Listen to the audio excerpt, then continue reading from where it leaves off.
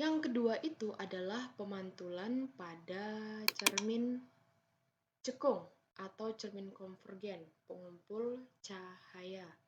Hal yang pertama yang harus kita ketahui adalah bagian-bagian dari cermin cekung. Yang pertama ya, ini adalah cermin cekung, gambarnya seperti ini ya, gambarnya seperti ini. Di mana yang sebelah kanan ini adalah belakang cermin dan yang sebelah kiri adalah depan cermin. Nah, lalu di sini ada titik O ya. Titik O ini adalah pusat dari si cermin cekung.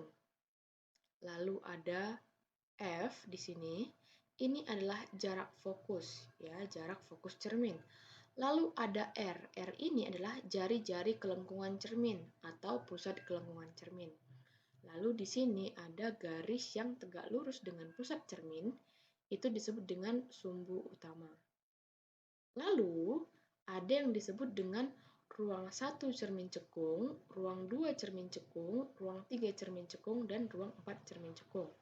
Nah, untuk fokus ini sendiri ya, fokus itu sama dengan setengah dari jari-jari kelengkungan, seperti itu ya. Dan untuk ruang 1, ruang 2, ruang 3, dan ruang 4 ini fungsinya adalah untuk mengetahui letak dari benda ya. Benda bisa diletakkan di ruang 1, ruang 2, ruang 3. Nah, hanya bisa di ruang 1, ruang 2, ruang 3 ya untuk peletakan bendanya karena itu merupakan depan cermin. Nah, sedangkan bayangan yang terbentuk itu tergantung dari di mana benda itu diletakkan di depan cermin.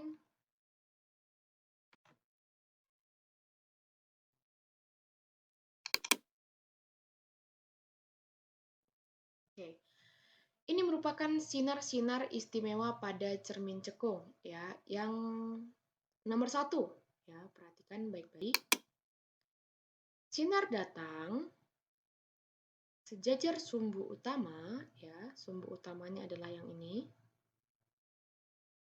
Oke. Lalu akan dipantulkan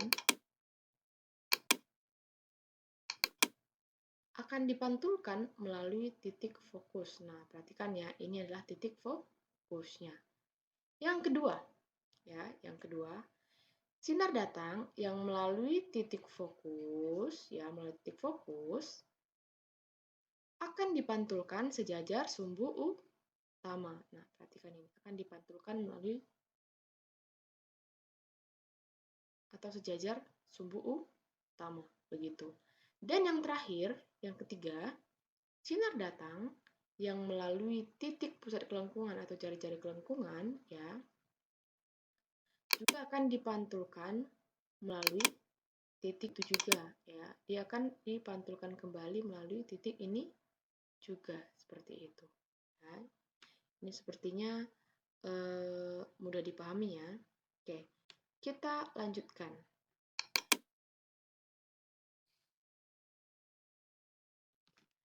Yang tadi adalah peletakan benda di ruang-ruang yang tadi kita sebutkan sebelumnya. Yang pertama itu ketika benda diletakkan di ruang 3 ya. Ini adalah ruang 1,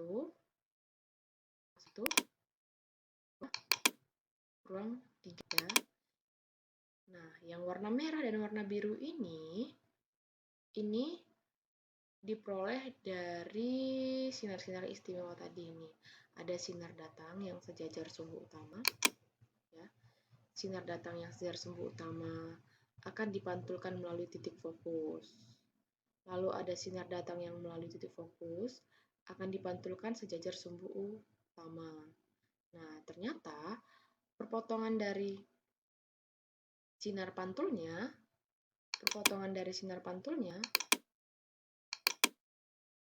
akan membentuk tempat dari bayangannya. Nah, tempat bayangannya ada di sini ya.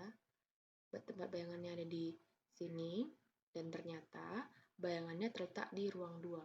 Yang awalnya tadi bendanya di ruang 3, sekarang bayangannya ada di ruang 2. Oke, kita bisa melihat sifat bayangannya ini adalah nyata, terbalik, dan diperkecil.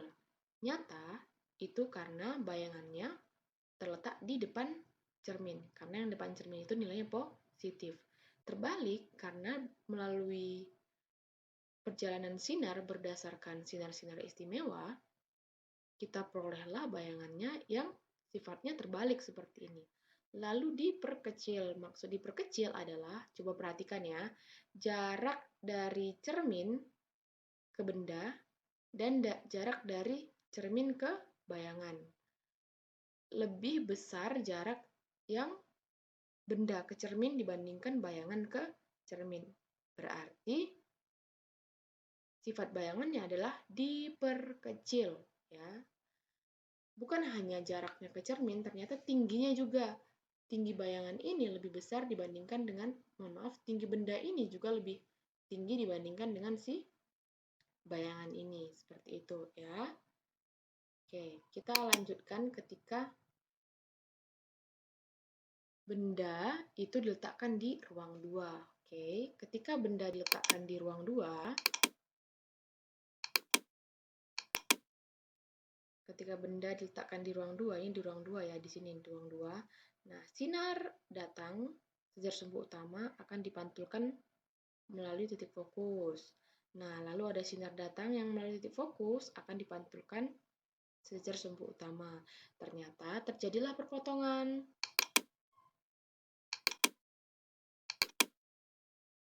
Terjadilah perpotongan sinar pantul. Nah, terjadilah perpotongan sinar pantul. Nah, di sini terjadi perpotongan sinar pantul ya. Yang awalnya bendanya itu ada di ruang 2, sekarang bayangannya ada di ruang 3 ya. Dan bisa kita lihat sifat bayangannya adalah nyata. Kenapa nyata? Karena dia terletak di depan cermin. Dan terbalik melalui perjalanan sinar tadi, perpotongan sinar pantul ini menyebabkan bayangannya yang terbentuk itu adalah sifatnya terbalik.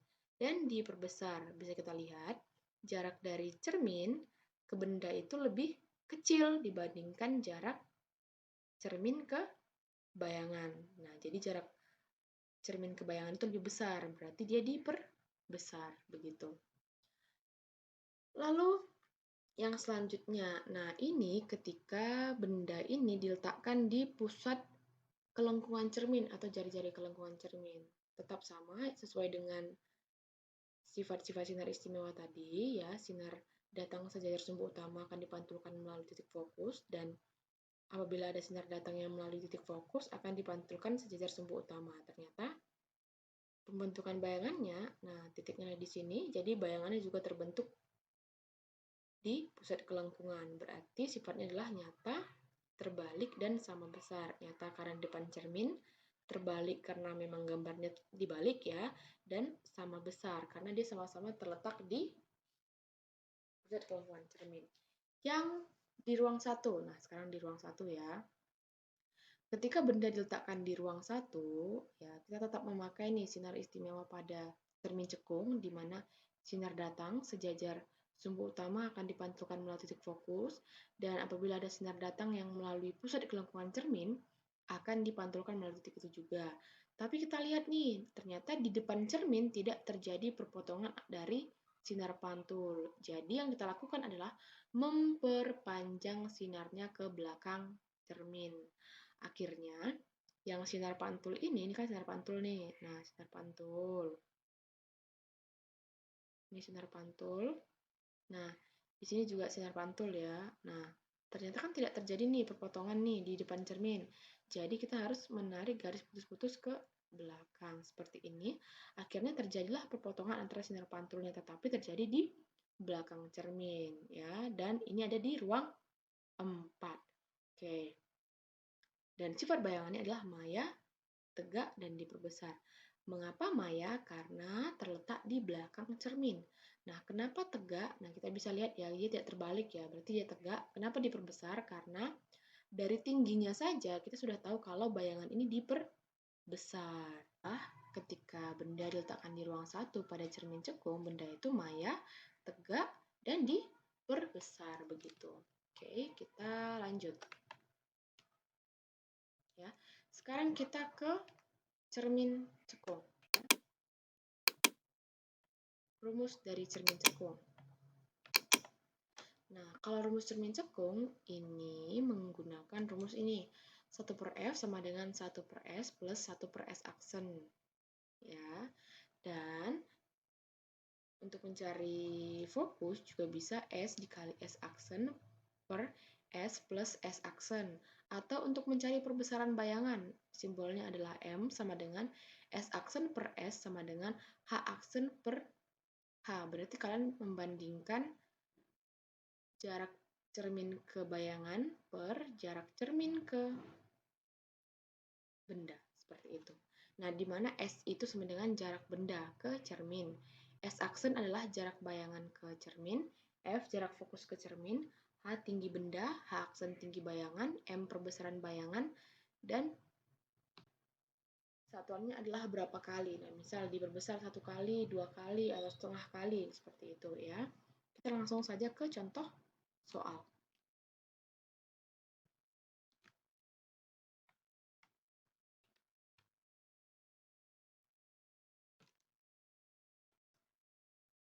Nah, kita langsung ke contoh soal ya. Benda setinggi 6 cm berada di depan cermin cekung yang berjari-jari 30 cm.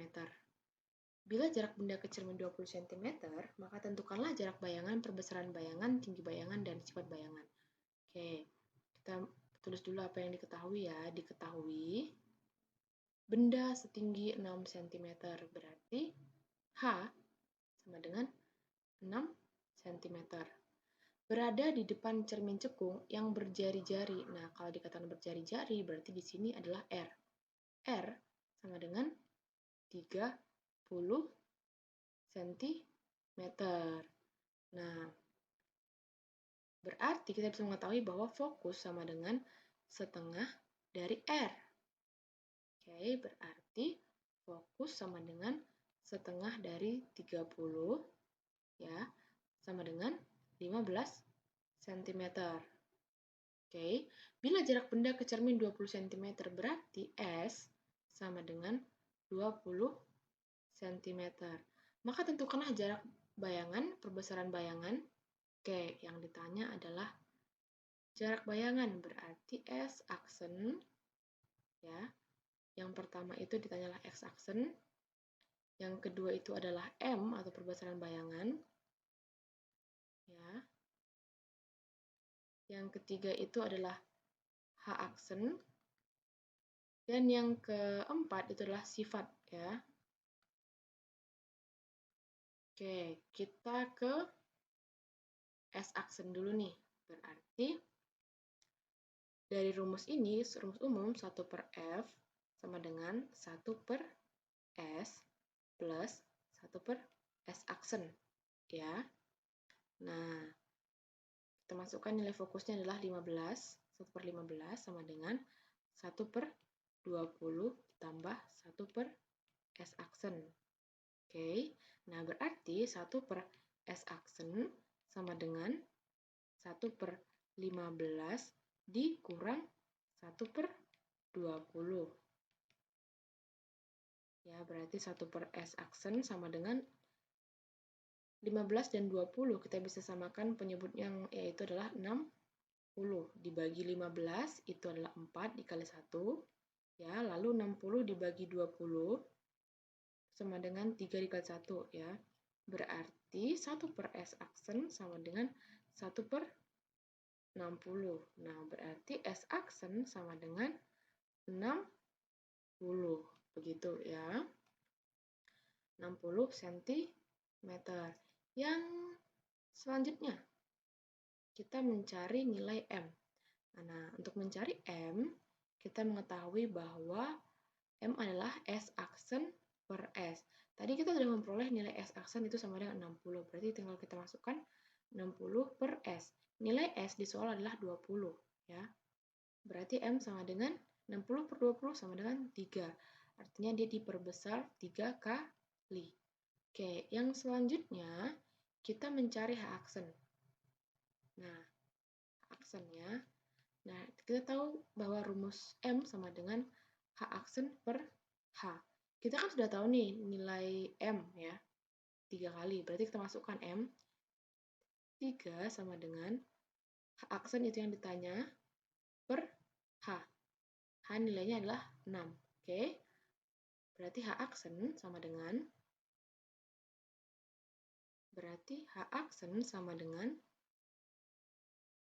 3 dikali 6 sama dengan 18 cm. Nah, yang terakhir, oke. Sifat bayangan. Nah, sebenarnya tanpa perlu kita gambarkan, kita sudah mengetahui bahwa yang pertama ini maya atau nyata ya. Maya atau nyatanya kita bisa lihat dari di mana letak cermin tersebut. Nah, oke. Diketahui bahwa jarak benda ke cermin 20 cm. Sudah. Lalu jarak bayangan ke cermin, ya, jarak bayangan ke cermin adalah 60 cm. Ya, berarti kita bisa mengetahui bahwa dari 20 cm awalnya jaraknya ke cermin, sekarang bayangannya jadi 60 cm, berarti dia diperbesar ya. Diperbesar. Begitu juga tingginya, lihat yang awalnya tingginya adalah 6 cm, sekarang tingginya menjadi 18 cm. Ya, itu dulu diperbesar ya. Lalu untuk mengetahui maya atau nyata ya, untuk mengetahui maya atau nyata ya. Nah, dari mana sih kita bisa mengetahui? Kita bisa lihat ya. Tadi kan jarak fokusnya ini 15 nih, dah. Sedangkan jarak benda ke cermin itu 20 cm. Berarti benda ini terletak di ruang 2. Oke. Tadi ketika dikatakan benda itu terletak di ruang 2, nah coba yang di sini tadi. Nah, ketika benda terletak di ruang 2, nah benda ini terletak di ruang 2, ya. Benda terletak di ruang 2, sifat bayangan yang terjadi adalah terbalik ya dan nyata. Oke.